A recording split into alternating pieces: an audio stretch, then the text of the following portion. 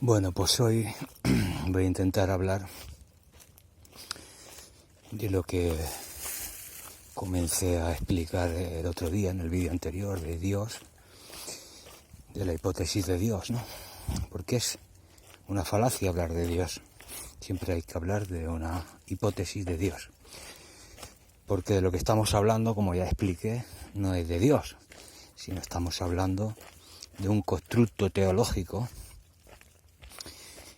que alguien, una lógica que alguien construyó y que se fue instaurando, fue cristalizando, fue formando las religiones, etcétera, etcétera, ¿no?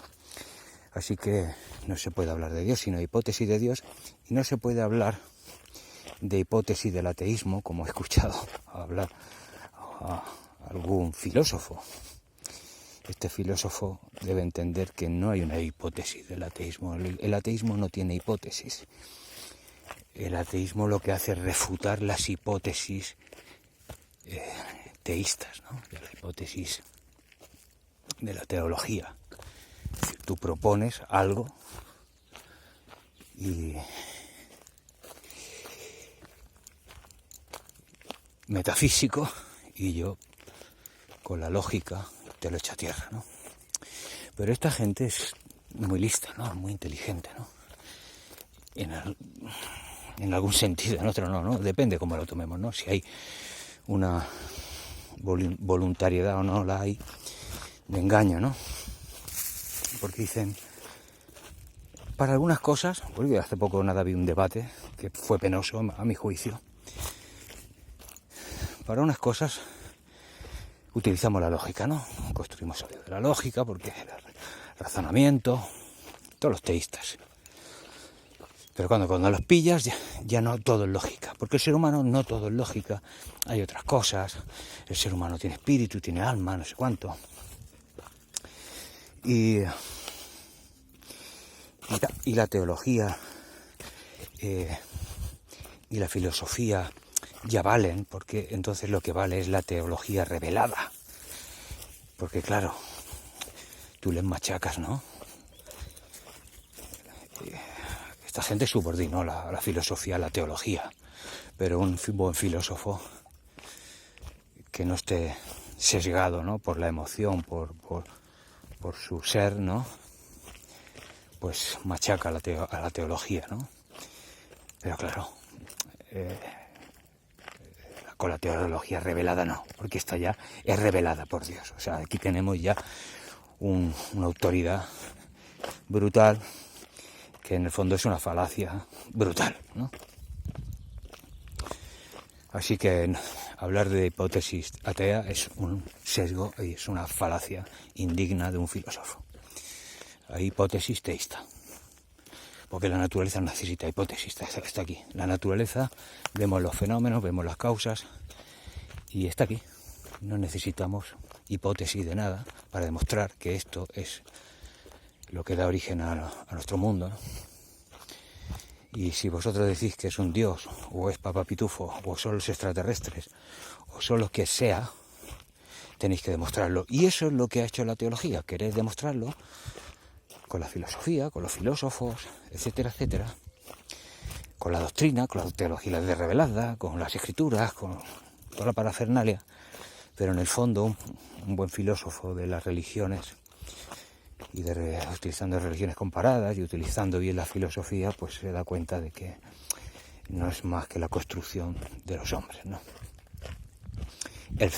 El Dios, o la hipótesis de Dios teísta occidental, etcétera, etcétera, etcétera, ¿no?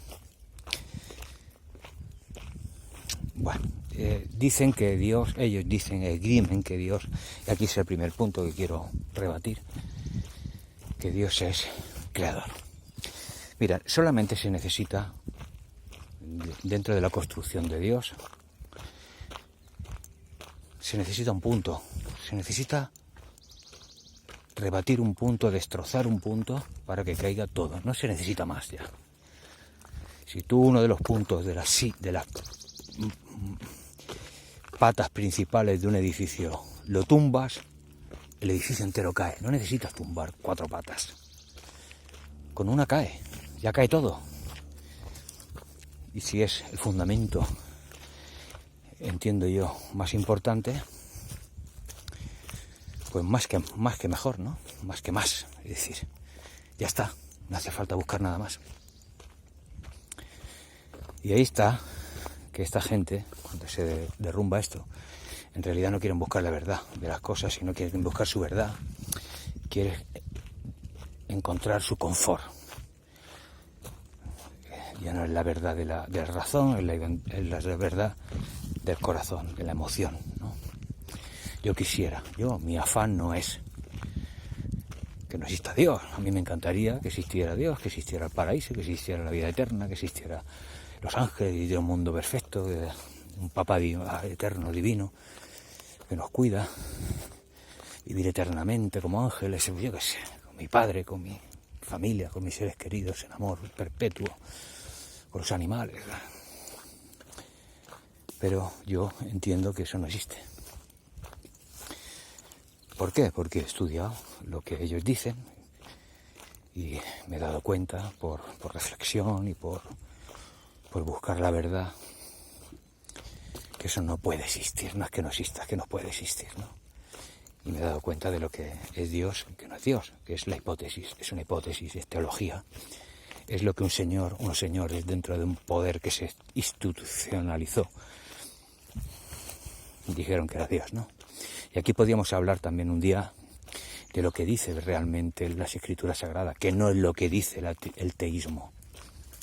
El teísmo clásico, el teísmo doctrinal, el teísmo religioso. Lo que dice la espiritualidad, lo que dice el esoterismo y la gnosis. Esto sí que es otra historia, ¿no? Todo esto cristalizó y se hizo pues religión, doctrina pura y dura, ¿no? Basada en el ego, basada en el yo. Cuando lo que hablan la gnosis, el esoterismo, lo que está diciendo todas las escrituras, la filosofía perenne, al final es del no yo, del no dualismo. Pero esto ya hablaremos otro día. Bien, ellos dicen que Dios es eterno, no existe el tiempo, Dios no ha comenzado, Dios no acabará, y no hay sucesión en su vida, no hay una sucesión, sino que todo es presente, todo es eternidad. Y por otro lado que Dios es creador. Y esta es una de las facultades más importantes de Dios, ser creador. Ha creado el mundo, nos ha creado todo, porque Él existía solo. ¿Ya ves la contradicción o la tengo que explicar? Un Dios eterno que crea. Un Dios eterno que todo es principio y en un momento dado no hay sucesión, aparece la creación.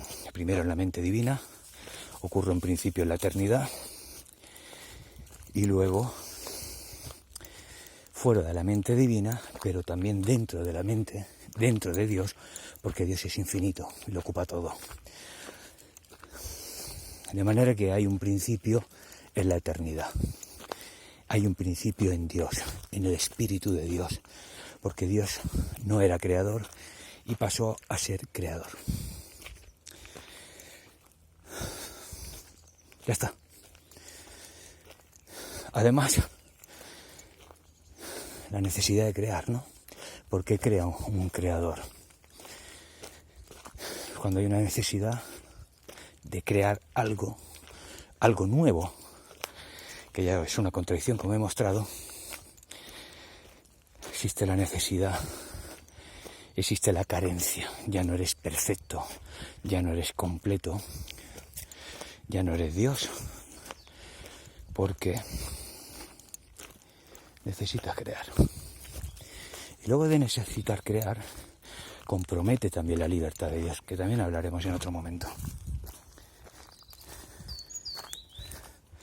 Así que si se desmonta eso, un principio en la eternidad, la creación debería ser eterna como Dios. Pero claro, ya no puede ser una creación eterna, porque va contra su misma lógica. Una creación es algo que no existe y pasa a existir por obra de un creador. ¿Cómo asistir algo que no existe y existe?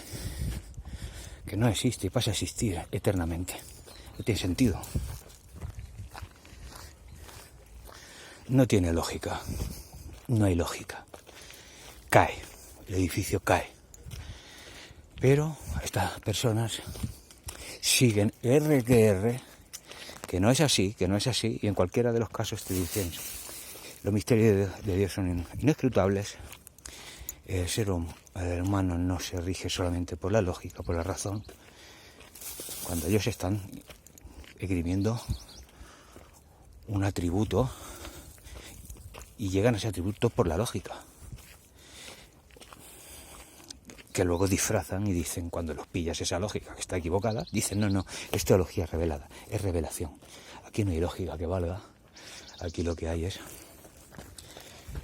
pura revelación, y si no crees pues en Dios, pues eres malísimo, ¿no? Porque o eso, o no te ha sido el don de creer, y Dios elige a los suyos, a los perfectos, y elige, y a ti no te ha elegido para que tú creas, por lo tanto tú no vas a ir al paraíso y vas a ir al infierno. Entonces te acojonas vivo y dices, tío, pues voy a creer como sea, o voy a hacer que creo, o me voy a creer que creo, etcétera, etcétera. Así que así funciona un poco este asunto. De manera que queda demostrado, ¿no? No puede existir un principio en Dios. Porque si existe un principio en Dios, estás cargándote la misma eternidad, la misma esencia de Dios, entre otras cosas.